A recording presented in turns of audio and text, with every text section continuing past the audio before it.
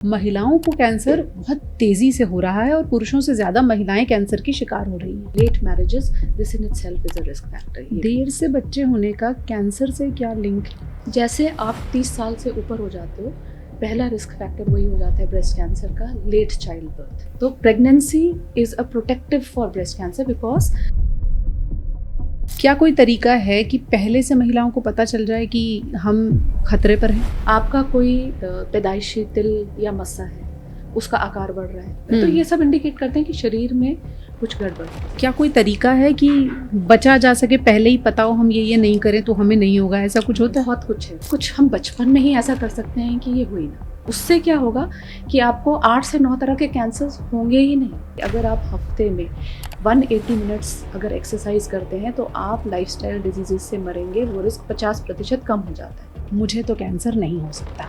मेरी ये सोच अपने ही बारे में कितनी सही है? इस भ्रम के साथ केवल आप नहीं, हमारी मेजॉरिटी जो कम्युनिटी है जीती है। और लगभग 40-50% कैंसर तो हम खुद कमाते हैं अपने लिए। ये बीमारी कभी भेदभाव नहीं करती किसी में, हर एक के शरीर में कैंसर बनता है, आपके मेरे। हमारी बीमारी अंदर से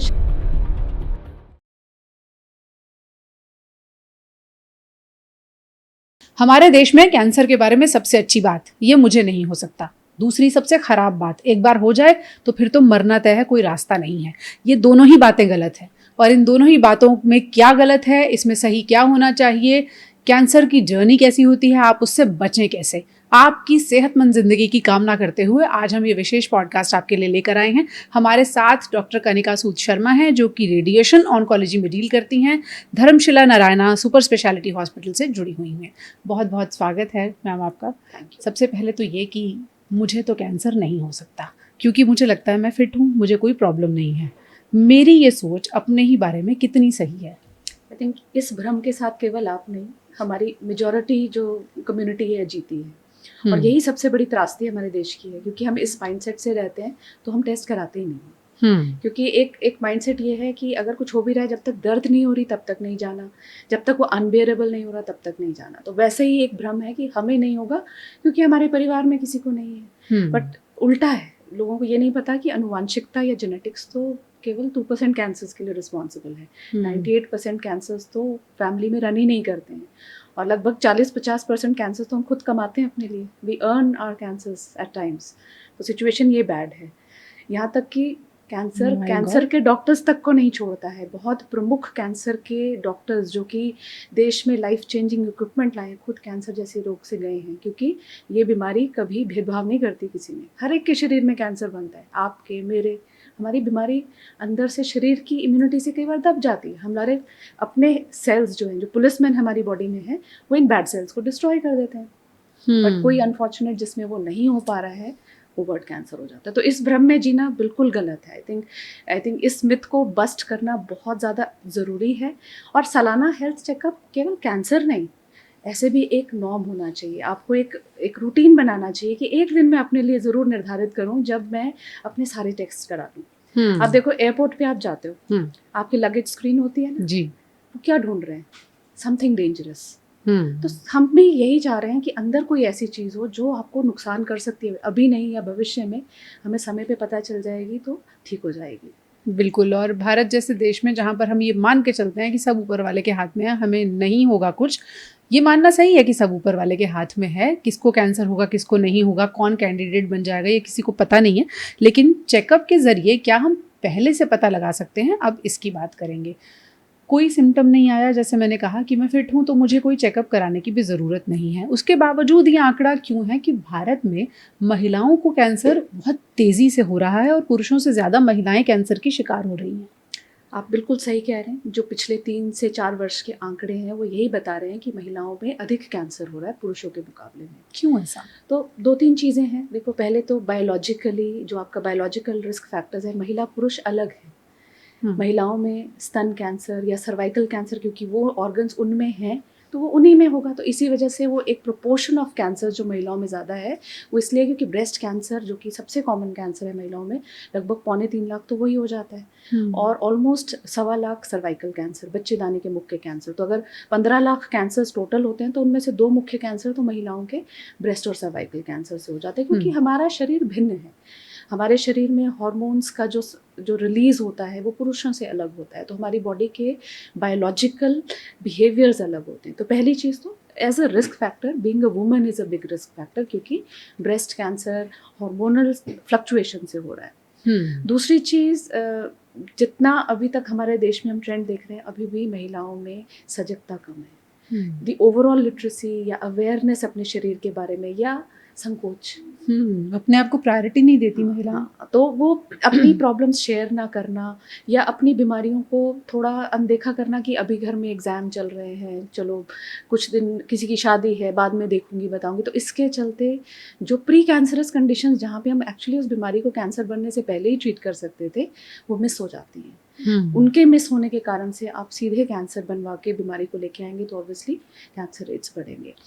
तीसरी चीज़ जो हम देखते हैं कि क्यों लेडीज़ में बढ़ रहा है, क्योंकि एक ह्यूमन पैपिलोमा वायरस का संक्रमण होता है जिससे कि महिलाओं के सर्वाइकल, विजाइनल और वल्वर कैंसर्स होते हैं, उसकी टेंडेंसी बढ़ी है। जो हमारे काफ़ी प्रमुख पत्रिकाएं होती हैं जो रिसर्च की, उनमें देखा गया कि 63% कैंसर्स विमेन के अवॉइडेबल होते हैं, वो इस वायरस की वजह से है। तो ये मुख्य कारण हैं 2-3 जिसके कारण से ये चीज़ें बढ़ रही हैं। और दूसरा, लाइफस्टाइल चेंज हो गया। पुरुषों के ऊपर लाइफस्टाइल का इतना इम्पैक्ट नहीं आया जितना महिलाओं पे आया, क्योंकि पुरुषों का पहले ही खराब था। पहले महिलाएं इतनी स्मोकिंग नहीं करती थी। ये बात बिल्कुल सच है। But I think smoking, alcohol तो एक जिसको कह सकते हैं एक फैशन में आ गया है। अब जो नहीं भी चाहता, जो जिसको पता है ये गलत है, वो केवल एक पीयर प्रेशर के लिए, सोशली अपने आप को फिट करने के लिए किसी कम्युनिटी में लोग लेना शुरू कर दें, तो नुकसान उसका तो है ही। साथ ही साथ जो हमारी मैरिज एज थी या हमारी चाइल्ड बेयरिंग एज थी, आप देखिए वो ऑलमोस्ट एक डिकेड आगे चली गई। बिल्कुल। पहले पेरेंट्स बच्चियों की शादी 23-24 साल में वर ढूंढना शुरू कर देते थे। कोशिश ये रहती थी कि 26-27 तक शादी हो जाए और 30 वर्ष से पहले एक बच्चा हो जाए, जो कि मेडिकली, साइंटिफिकली बहुत सही था। बिकॉज अगर आप गायनोकोलॉजिस्ट से पूछें तो best child bearing age is almost between 23 to 27। आपका शरीर उस टाइम लचीला होता है, आप आउटकम्स आपके जो है बेटर होते हैं, फर्टिलिटी अच्छी होती है। जैसे आप 30 साल से ऊपर हो जाते हो, पहला रिस्क फैक्टर वही हो जाता है ब्रेस्ट कैंसर का, लेट चाइल्ड बर्थ या नो चाइल्ड बर्थ। तो ये जो एक चेंज ऑफ पैटर्न आया है because of late marriages, this in itself is a risk factor. देर से बच्चे होने का कैंसर से क्या लिंक है? तो इसके लिए मुझे आपको ब्रेस्ट कैंसर का बायोलॉजी थोड़ा सा विवरण देना पड़ेगा। सो हमारे बॉडी में हर मंथ जो साइकिल्स आती हैं, मेंस्ट्रुअल साइकिल्स आती हैं, तो हॉर्मोन्स की फ्लक्चुएशंस होती हैं। तो जब प्रेगनेंसी होती है 9 महीने के लिए उस पर विराम आ जाता है। आपके जो फ्लक्चुएशन की बजाय एक प्रोजेस्टेरॉन जो चल रहा है, अनअपोज्ड ईस्ट्रोजन नहीं आ रहा है, सो उसके चलते वो प्रोटेक्टिव हो जाती है। तो pregnancy is a protective for breast cancer because आपके पीरियड उस टाइम रुक जाते हैं। तो ये कारण है। तो इसीलिए जिनके ज़्यादा बच्चे हैं या उनके कम उम्र में बच्चे हो गए, वो प्रोटेक्टेड रहती हैं। तो ऑल्दो मैं ये नहीं कह रही हूँ कि खूब सारे बच्चे होने चाहिए। आपके जो हेल्थ है वो उससे भी डिटर्मिन होती है, क्योंकि उस कैंसर तो अब बच रहे हैं, but multiple child birth can make you prone to some other diseases. तो ये एक बायोलॉजिकल प्रोटेक्शन होती है अर्ली चाइल्ड बर्थ की। देखिए कितना आसान टिप है। अगर आपको कैंसर से बचना है तो सबसे पहला आसान टिप, समय पे शादी कीजिए। अगर करनी है समय पर बच्चे पैदा कीजिए, अगर करने हैं। अब दूसरी चीज़, जैसे आपने कहा ब्रेस्ट कैंसर का इंसिडेंस बढ़ रहा है, ऐसे ही सर्विक्स के कैंसर का भी बढ़ रहा है। क्या कोई तरीका है कि पहले से महिलाओं को पता चल जाए कि हम खतरे पर हैं? तो खतरे से पहले बताऊंगी कि कुछ हम बचपन में ही ऐसा कर सकते हैं कि ये हुई ना। अच्छा। तो जैसे मैंने आपको ब्रीफली पहले भी कहा था कि एक ह्यूमन पैपिलोमा वायरस होता है, उसके संक्रमण से ये बीमारियाँ होती है। महिला पुरुष को एक दूसरे से सेक्सुअली ट्रांसमिट होती है। तो ये जो वायरस है, इसकी लगभग हमारे पास 16-17 स्ट्रेन्स होती हैं, और उनमें से 9 से 10 स्ट्रेन्स के प्रति हमारे पास एक बहुत ही इफेक्टिव वैक्सीन है। बहुत सक्षम वैक्सीन है, 95% प्रोटेक्शन देता है। तो जो भी हमारे बच्चे 9 से 15 वर्ष की आयु में हैं, उन्हें इसके प्रति टीकाकरण करवा देना चाहिए। लड़कियों को?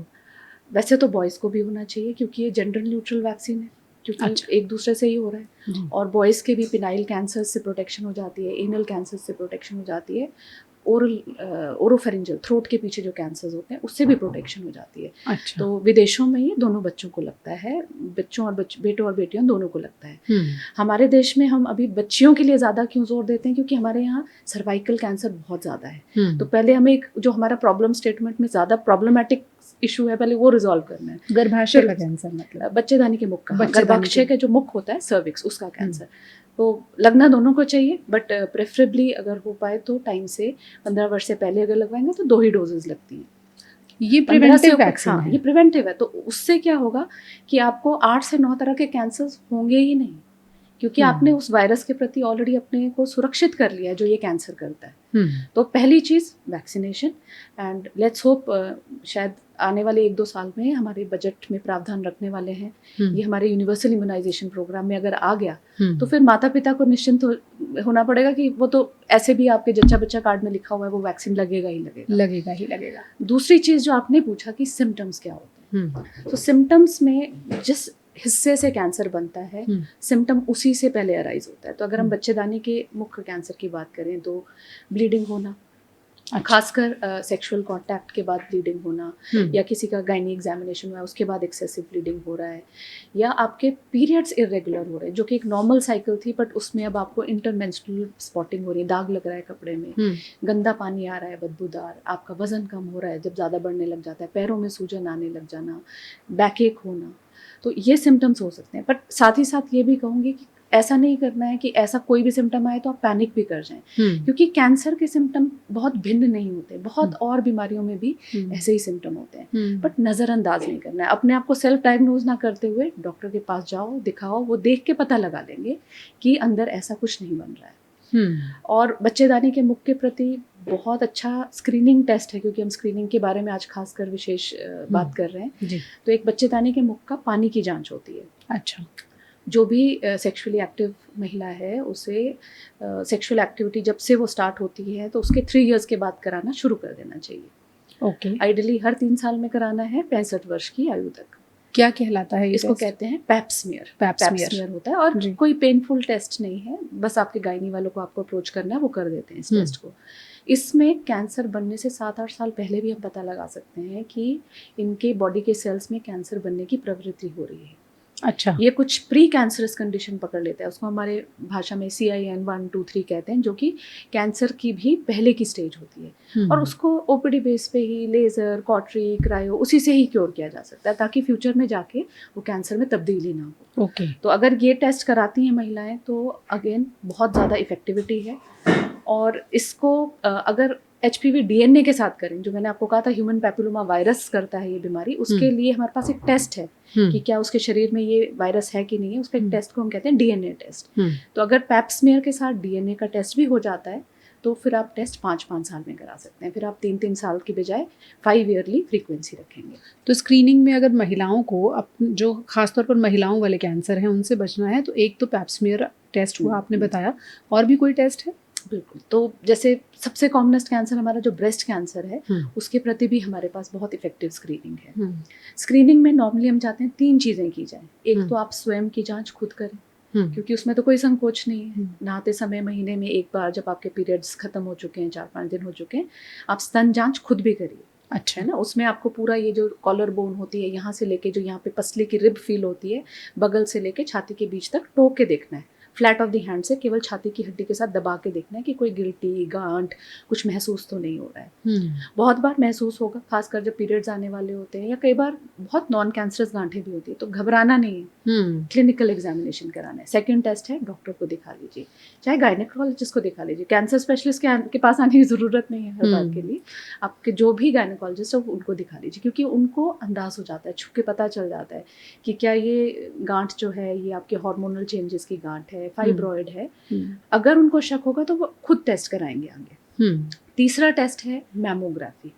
मैमोग्राफी स्तन का एक्सरे होता है जी, उसको हर महिला जो 40 वर्ष की हो चुकी है वो करवा सकती है। जो रिकमेंडेड गाइडलाइन है वो कहते हैं कि 45 से 54 साल की उम्र में हर वर्ष कराना है। अच्छा, एवरी ईयर। उसके बाद अगर वो ठीक चल रहा है, आपका एनुअल टेस्ट तीनों 10 साल तक सही चले, फिर आप 1 in 2 years कर सकते हैं।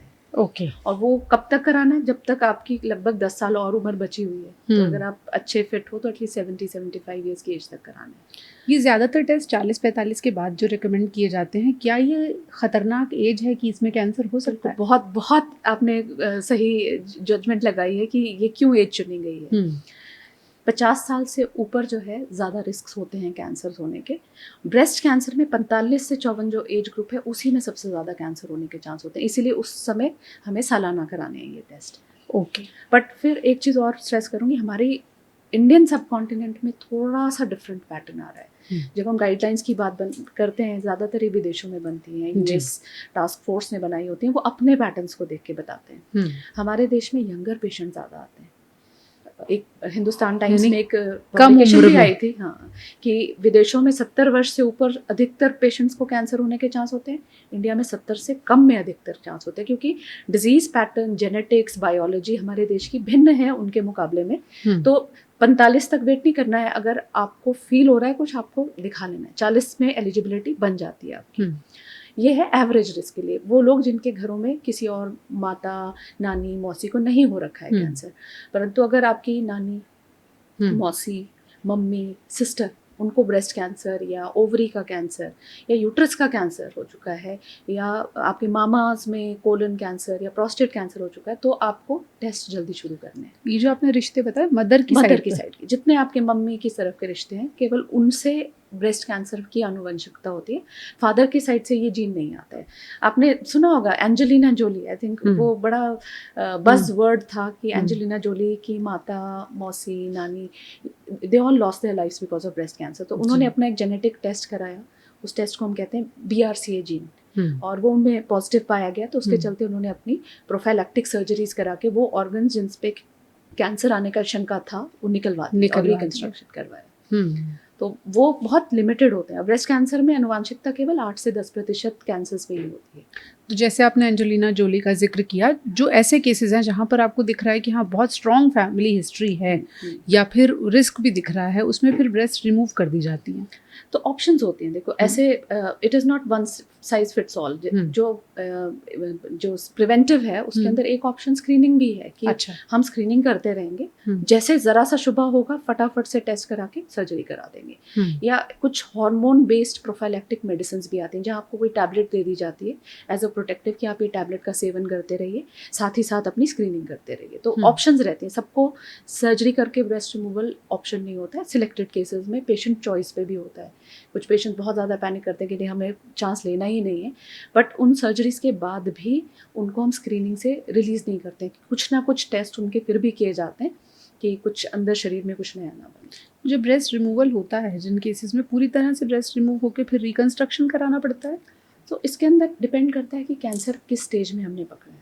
अगर आप पहली स्टेज का कैंसर पकड़ते हैं, पहली स्टेज का मतलब होता है 2 सेंटीमीटर से छोटी गांठ, उसमें स्तन पूरा निकालना पड़ता नहीं है। आप केवल गांठ और उसके आसपास का 1 सेंटीमीटर का तक टिश्यू जो है वो निकाल सकते हैं। उसको हमारे मेडिकल टर्मिनोलॉजी में कहते हैं ब्रेस्ट कंजर्वेशन, कि आपने स्तन को बचाते हुए सर्जरी किया। बट उसमें फिर हम रेडिएशन देते हैं ताकि बाकी के स्तन में अगर कुछ कण हैं तो वो रेडिएशन डिस्ट्रॉय कर देगा। तो वो ऑप्शन रहता है ब्रेस्ट कंजर्विंग का।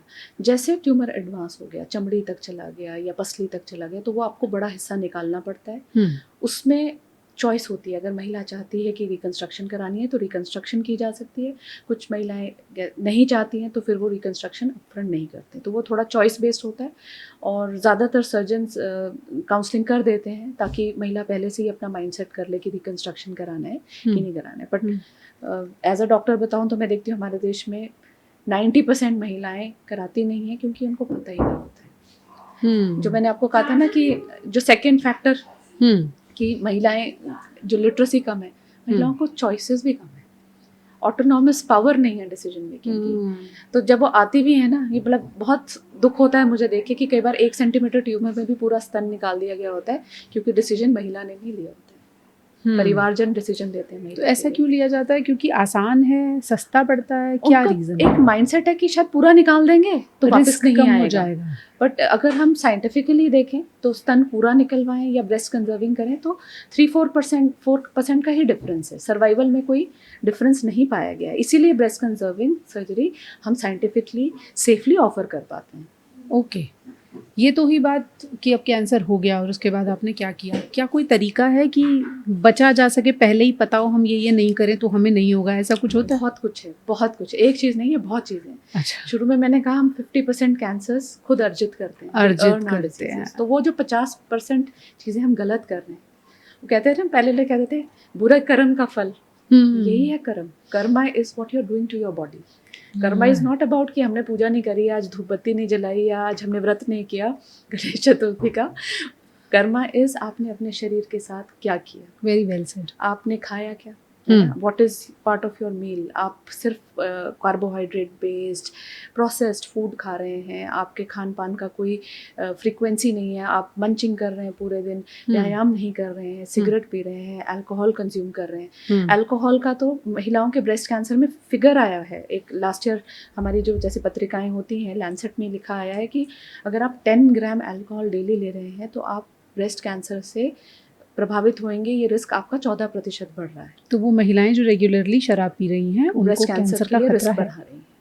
तो ये सारे लाइफस्टाइल पैटर्न्स जो है ना, ये अगर हम रेक्टिफाई करें, अपनी डाइट में फाइबर ज़्यादा लें, कम से कम 5 से 7 तरह की रंगीन फल और सब्जियां लें. क्योंकि जो हमारे रंगीन फल और सब्जियां होते हैं, इनके अंदर एंटीऑक्सीडेंट्स होते हैं. ये वो पुलिसमैन होते हैं जो मैंने कहा था ना, हमारे शरीर के अपने पुलिसमैन कैंसर सेल्स को मार सकते हैं. So your antioxidants are removing the stressors. आपके जो सेल्स के आसपास माइक्रो एनवायरनमेंट में जो सेलुलर स्ट्रेसेस हो रहे हैं जिसकी वजह से कैंसर डेवलप हो रहे हैं, उनको हील करने में हेल्प करते हैं. बहुत सिंप्लीफाइड वर्ड्स में.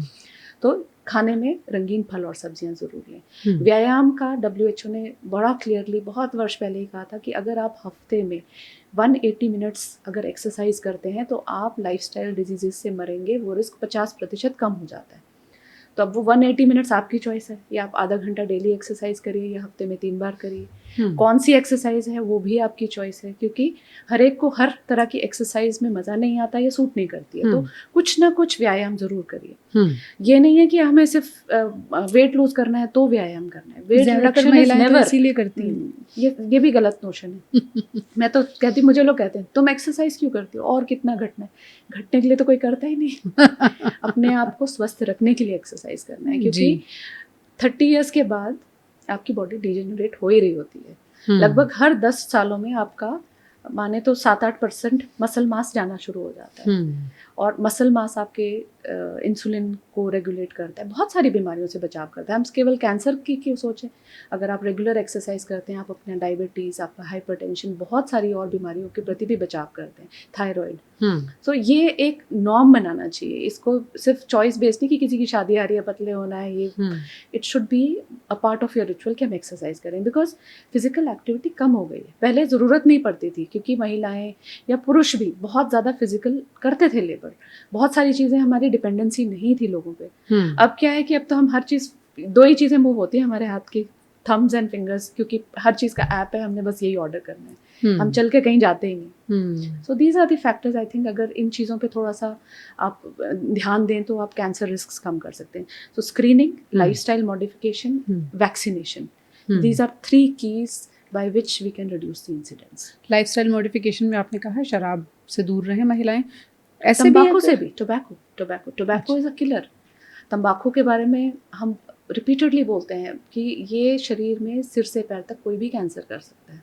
चाहे वो बच्चेदानी के मुख का कैंसर हो, महिलाओं में फेफड़े के कैंसर बढ़ रहे हैं, थ्रोट कैंसर्स मेरे पास बहुत महिलाएं आती हैं जिनको जीभ का, मसूड़े का, गाल का कैंसर होता है, क्योंकि वो खैनी तंबाकू खाते हैं.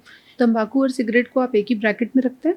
कैंसर करने की टेंडेंसी के हिसाब से तो बिल्कुल दोनों. बस ये है कि थोड़ा भिन्नता है किस प्रकार के कैंसर्स कौन सा कर सकता है, क्योंकि स्मोकिंग से आप लंग के कैंसर ज़्यादा इंसिडेंस देखते हैं.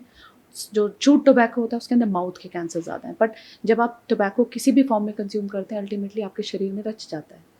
आपके सेल्स में, पूरे शरीर में वो सर्कुलेट कर ही जाता है. तो और ऑर्गन्स में भी कैंसर का रिस्क रहता है. खासकर जैसे जिनको कैंसर हो रखा है तंबाकू सेवन के कारण से, उनमें हमेशा 25% रिस्क रहता है फ्यूचर में कि किसी नए अंग का कैंसर भी डेवलप हो सकता है.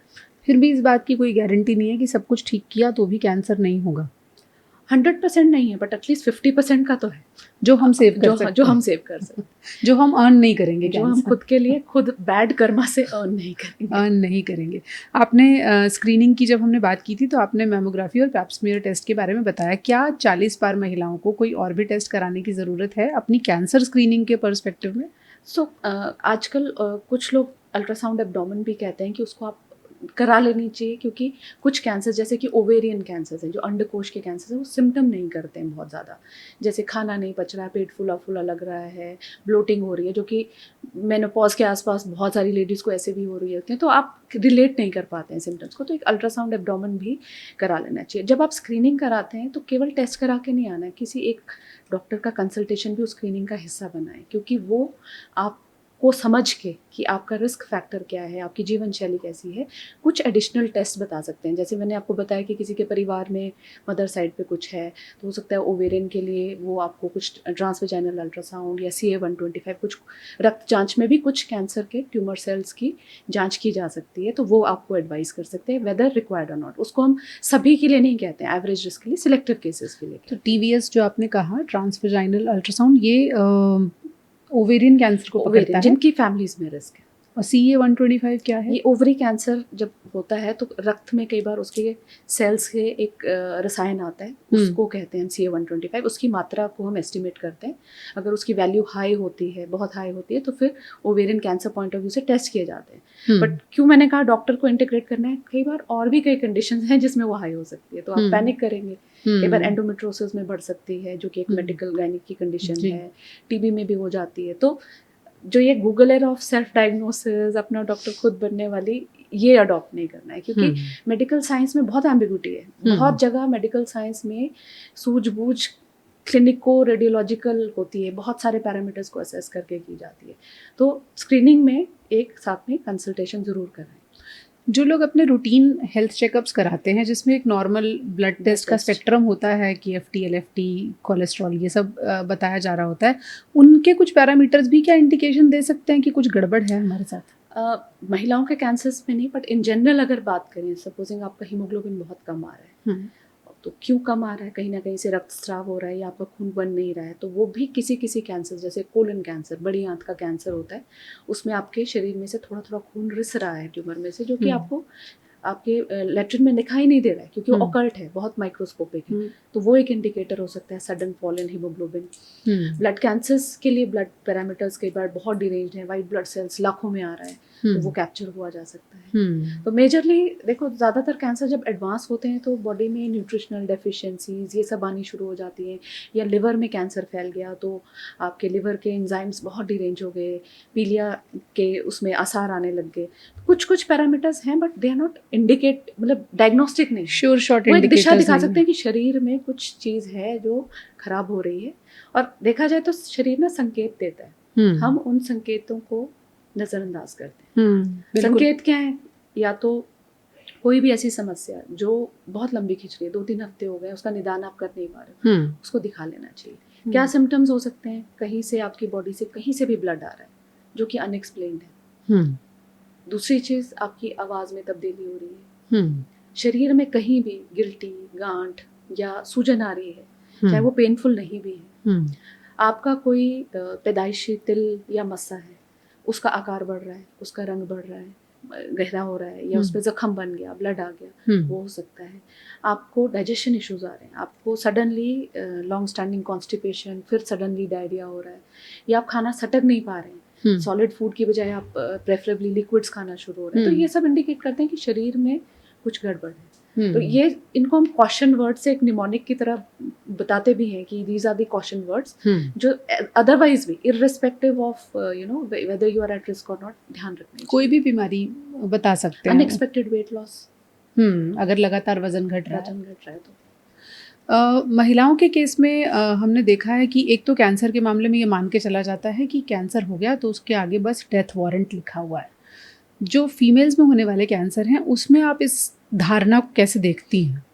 मुझे लगता है सबसे बड़ी समस्या कम्युनिटी में ये है कि हमने कैंसर शब्द को बहुत ज़्यादा स्टिग्मेटाइज कर दिया है। हमने कैंसर और डेथ को सिनोनिमस बना रखा है इस कम्युनिटी में। तो पहली चीज़ हमें नॉर्मलाइज करना पड़ेगा कि कैंसर भी एक रोग है, जैसे ब्लड प्रेशर एक रोग है या मधुमेह एक रोग है, ये भी एक रोग है। मधुमेह की दवाई आप आजीवन खाते हो, BP की दवाई आजीवन खाते हो, कैंसर का भी टाइमली पता लगे, एक लिमिटेड टाइम तक का ट्रीटमेंट होता है, फिर आगे आप ठीक रहते हो। तो ये एक गलत नोशन कि कैंसर से कोई बचता नहीं है या कैंसर एक डेथ वारंट है, ये डेफिनेटली कम्युनिटी में हटाने की ज़रूरत है। आज की डेट में हम लोग 60-70% कैंसर पेशेंट्स को क्योर कर पाते हैं सारा 60-70? बिल्कुल बिल्कुल सारा निर्भर करता है कि आप किस स्टेज में हमारे पास आ रहे हो। अगर आप आंकड़े देखो अनफॉर्चुनेटली तो ब्रेस्ट कैंसर या सर्वाइकल कैंसर जो कि महिलाओं के मुख्य कैंसर हैं, ज़्यादातर महिलाएं आती ही स्टेज 3 में हैं हमारे पास। अगर आप स्टेज 1 में बीमारी लेके आओगे तो 90 से 95% क्योर रेट्स हैं। आमतौर पर लोग ये भी कहते हैं कि कैंसर बताता ही तब है जब वो स्टेज 3 या 4 में पहुंच वो जाए। बताता है, हम नज़रअंदाज करते हैं। केवल 2-3 कैंसर ऐसे हैं जिसमें हम कहते हैं कि आप नहीं भाप पाएंगे, जैसे मैंने ओवेरियन कैंसर का बताया या पैनक्रियाटिक कैंसर, वो शरीर के ऐसी जगह पे हैं कि वो सिम्टम नहीं करते, किसी चीज़ का दबाव नहीं कर रहे हैं, तो वो आपको नहीं पता चल पाता है। अदरवाइज काफ़ी चीज़ें होती हैं हम लोग अनदेखा कर देते हैं, या हम सोच लेते हैं हम कुछ ना कुछ सेल्फ सोल्यूशन ढूंढ लेते हैं। ये इस अब माने जैसे सिर दर्द हो रहा है, अगर किसी को सिर दर्द हो रहा है पहली चीज़ हम एक गर्मा गर्म चाय पियेंगे, चाय पी लेते हैं, नहीं हो रहा ठीक है क्रोसिन खा लेते हैं, या सोच लेंगे आज मैं सोई नहीं ठीक से, या मेरा चश्मे का नंबर चेंज हो रहा है, सेल्फ डायग्नोसिस कर लेते हैं। बट अगर आपको परसिस्टेंट हेडेक हो रहा है, 2 महीने हो गए, 3 महीने हो गए, there could be something else. तो ये चीज़ें हैं जो मुझे लगता है कि थोड़ा सा मैं ये नहीं कहूँगी बिल्कुल हाइपर हो जाना है, एक सिम्टम पे ही आप गूगल पे ढूंढें और वो पहला डायग्नोसिस कैंसर दे दे और घबरा जाए, ऐसा भी नहीं करना है, वो भी गलत है। But anything which is persistent, 1 से 2 हफ्ते से अधिक कोई आपको सिम्टम बॉदर कर रहा है, आपको दिखाना है। That should be a norm. Unfortunately एक बार कैंसर हो गया तो उसके बाद की जो जर्नी है वो कितनी मुश्किल होती है? तो जर्नी बिल्कुल स्टेज पे डिपेंड करती है। अ स्टिच इन टाइम सेव्स 9। आप इतने से पर लेके आओगे तो इतना सही कटेगा, इतना सही सिला जाएगा। इतना बड़ा लेके आओगे तो इतना सब कटेगा, उसकी मॉर्बिडिटी भी बढ़ेगी। तो डेफिनेटली जितना शुरुआती कैंसर पकड़ा जाता है आपकी क्वालिटी ऑफ लाइफ बेटर रहती है। सपोजिंग गले का कैंसर है, वोकल कॉर्ड्स जो हमारी झिल्लियाँ होती हैं जिससे हमारी आवाज़ निकलती है, वोकल कॉर्ड कैंसर्स में अगर हम स्टेज 1 में रेडिएशन देते हैं 95% क्योर रेट है। आवाज़ भी आपकी अपनी रहती है, आपका शरीर का वो हिस्सा आपके शरीर में ही है। बट अगर आप नज़रअंदाज करके स्टेज 4A में आते हैं तो वॉइस बॉक्स निकालना पड़ता है, तो आपको अपनी आवाज़ नहीं है। अब आपको या तो आवाज़ नहीं है, आप लिखित से ही कुछ कम्युनिकेशन करेंगे, या इलेक्ट्रोलैरिंग्स अगर आपकी एलिजिबिलिटी होगी तो कई बार मशीनी आवाज़ वाली आती है। सो स्टेज पे बहुत ज़्यादा डिपेंडेंसी होती है। But yes, cancer treatment demanding होता है, ये नहीं कहूँगी कि बिल्कुल केक वॉक है, बट ऐसा होता है कि कुछ चीज़ें हैं जो अकम्पनीमेंट्स हैं ट्रीटमेंट की, उसको आप ट्रीटमेंट से अलग नहीं कर सकते, तो उसके प्रति हम लोग काफ़ी सपोर्टिव ट्रीटमेंट भी देते हैं। दूसरी चीज़, जो टेक्नोलॉजी है वो काफ़ी एडवांस हो गई है। जो कैंसर ट्रीटमेंट आज से 20-25 साल पहले हम देखते थे जिससे कि बहुत ज़्यादा कष्ट होता था, उसमें काफ़ी ज़्यादा तब्दीली आ गई है। अब जैसे अब बात करें कि हेयर लॉस की, महिलाओं की बात करें तो महिलाओं को बाल को लेके बहुत ज़्यादा कंसर्न होता है कैंसर ट्रीटमेंट की, बाल झड़ जाएंगे, मैं सोशली शायद बाहर ना जा पाऊँ। तो आजकल कीमो के साथ स्कैल्प कूलिंग टेक्निक्स आ गई हैं जहाँ पे सिर के स्कैल्प को कूल कर दिया जाता है ताकि कीमो वहाँ तक बालों के फॉलिकल्स को ना डैमेज करे। या जो रेडिएशन भी जब हम देते हैं तो उसमें भी कुछ कुछ जगह हम स्कैल्प स्पेयरिंग कर पाते हैं कि आपकी सतह पे जो चमड़ी के अंदर जो हेयर फॉलिकल्स है रेडिएशन के कुप्रभाव से हम उसको बचा पाएँ। तो टेक्नोलॉजी वाइज भी काफ़ी एडवांसमेंट है, बट वही होता है कि बेस ये है कि provided we are doing it in time. तो क्या अब ये पॉसिबल है कि कीमोथेरेपी और रेडिएशन हो पर बाल ना उड़े? कुछ कुछ केसेस में, जैसे मैंने बताया कई कई जगह हम स्कैल्प स्पेयरिंग टेक्निक यूज़ कर सकते हैं रेडिएशन की। हम अगर कीमो चल रही है तो स्कैल्प कूलिंग हम कर सकते हैं कुछ सिलेक्टेड केसेस की। ज़्यादातर महिलाओं वाले केसेस में एलिजिबिलिटी बन जाती है। दूसरा, जैसे मैंने बताया ब्रेस्ट कैंसर में हम ब्रेस्ट कंजर्व कर सकते हैं, क्योंकि कॉस्मेटिक आउटकम या महिला का अपने शरीर के प्रति वो जो एक वो होता है कि मेरा शरीर वैसा ही रहे, बहुत ज़्यादा उसमें डिफॉर्मिटी ना आए, तो वो मेंटेन कर पाते हैं अगर हम मिनिमम इन्वेजिव करते हैं। बाकी सर्जरीज में रोबोटिक सर्जरीज आ गई हैं, आपका डेज ऑफ स्टे हॉस्पिटल में कम होता है। छोटे छोटे पोर्ट्स होते हैं, बड़े बड़े चीरे नहीं होते हैं। पहले बिल्कुल नाभि से बिल्कुल पूरा का पूरा पेट काट दिया जाता था, अब रोबोटिक्स के द्वारा आपके छोटे छोटे पोर्ट्स के द्वारा कम डिसफिगरमेंट द्वारा भी सर्जरीज की जा सकती हैं। So technology has improved, but there are few things which we still have to work on. जैसे आपका खान पान थोड़ा सा डिरेंज हो जाता है जब ऐसी ट्रीटमेंट्स, खासकर रेडिएशन की बात करूँ तो खाने की इच्छा नहीं होती है। रेडिएशन के दौरान पेशेंट को मन नहीं करता कि मैं कुछ खाऊं, मुंह का स्वाद थोड़ा बिगड़ा बिगड़ा लगता है, तो उस दौरान हम यूजुअली थोड़ा सा डाइट में उनको चेंजेस इंट्रोड्यूस करने को कहते हैं ताकि न्यूट्रिशन ना खराब हो। अगर न्यूट्रिशन सही रहता है तो कैंसर ट्रीटमेंट रुकता नहीं है। जो ट्रीटमेंट बिना रुके बिल्कुल एक पर्टिकुलर टाइम स्पैन में हो जाता है, हम मेडिकल टर्मिनोलॉजीज में कहते हैं ओवरऑल ट्रीटमेंट टाइम, OTT जो है, अगर हमारी गाइडलाइंस के बीच में ही रहता है तो रिजल्ट भी अच्छे रहते हैं। अगर खान पान पे ध्यान ना दिया जाए, ट्रीटमेंट रुक रुक के हो रहा है और जो महीने 1.5 महीने में ट्रीटमेंट होना चाहिए वो 6 महीने में खींच के हो रहा है, तो आउटकम पे भी इफेक्ट आता है। तो काफ़ी चीज़ें कैंसर पेशेंट्स को ध्यान देना पड़ता है कि वो अपने आप को ट्रीटमेंट से पहले से ही एजुकेटेड भी रखें, एम्पावर्ड रखें, कि मेरे को पता भी होना चाहिए कि मुझे क्या क्या करना है, क्या निर्देश डॉक्टर ने दिए हैं, मुझे क्या फॉलो करना है, ताकि ट्रीटमेंट में जो है वो दिक्कतें कम से कम है। हर किसी एक सोच ये है कि अगर एक बार कैंसर हुआ तो कीमोथेरेपी, सर्जरी, रेडिएशन, ये तीनों चीज़ें होंगी। क्या हर किसी के साथ ये तीनों चीज़ें होती हैं? नहीं, सारे पेशेंट्स में सब चीज़ें हों ऐसा शुरू से इंडिकेटेड नहीं होता। सिलेक्टेड केसेस होते हैं जहाँ पे तीनों की रिक्वायरमेंट होती है। जैसे मैंने आपको बताया स्टेज 3 जैसे हो जाते हैं तो ज़्यादातर तीनों प्रणालियों का इस्तेमाल हो जाता है। बट अगर हम एक अनुमान के रूप में कहें तो अगर 100 कैंसर हम देखते हैं तो उनमें से 60% कैंसर्स में रेडिएशन की आवश्यकता पड़ सकती है। अब क्योंकि अब रेडिएशन की बात करें तो रेडिएशन 2-3 वजह से दी जाती है। एक है कि ट्यूमर बढ़ा हुआ है और सर्जरी नहीं हो पा रही तो हम उसको सिकोड़ रहे हैं। जैसे फूड पाइप के कैंसर है तो उसमें हम 4-4.5 हफ्ते की रेडिएशन देते हैं, हल्की हल्की कीमो देते हैं, ताकि ट्यूमर छोटा हो जाए और सर्जन उसको बहुत आराम से पूरा निकाल पाए। ऐसा ही हम लेट्रिन के रास्ते के जो ट्यूमर्स होते हैं, रेक्टल कैंसर्स, उसमें भी हम पहले रेडिएशन देते हैं ताकि ट्यूमर छोटा हो जाए और जड़ समेत अंदर से निकाल सकें। कुछ केसेस में सर्जरी पहले होती है, जैसे गले के कैंसर हैं या मुख के कैंसर हैं, उसमें डायरेक्ट रेडिएशन नहीं की जाती है, पहले ट्यूमर निकाल दिया जाता है। अगर उसमें कुछ ऐसे एडवर्स फैक्टर्स पाए जाते हैं जिसके कारण से उसके वापस आने की क्षमता होती है तो रेडिएशन जोड़ा जाता है। अगर उसके वापस आने की क्षमता 10-15% से कम है तो हम रेडिएशन नहीं करते, केवल सर्जरी पूरा ट्रीटमेंट अपने में माना जाता है। सो वो फैक्टर्स बहुत सारे होते हैं, केस टू केस बेसिस में हम एनालाइज करते हैं। और आजकल तो मल्टी मोडालिटी कह रहे हैं, हम सब डॉक्टर्स एक कक्ष में मीटिंग में बैठते हैं, सारे एक एक पैरामीटर एनालाइज करते हैं और किस पेशेंट को आगे ट्रीटमेंट की आवश्यकता है इसके ऊपर पूरी हमारा पहले आपस में वो होती है डिस्कशंस, फिर एडवाइस करते हैं। कल ही हम एक कैंसर सर्वाइवर से बात कर रहे थे तो उनका ये कहना था कि उनकी कीमोथेरेपी भी हुई, सर्जरी भी हुई और रेडिएशन भी हुई, तो उनका कहना था कि सबसे मुश्किल रेडिएशन था। क्या ये बात सच है कि रेडिएशन सबसे चैलेंजिंग होता है? मैं पूछना चाहूँगी उनको किस अंग का कैंसर? Breast cancer.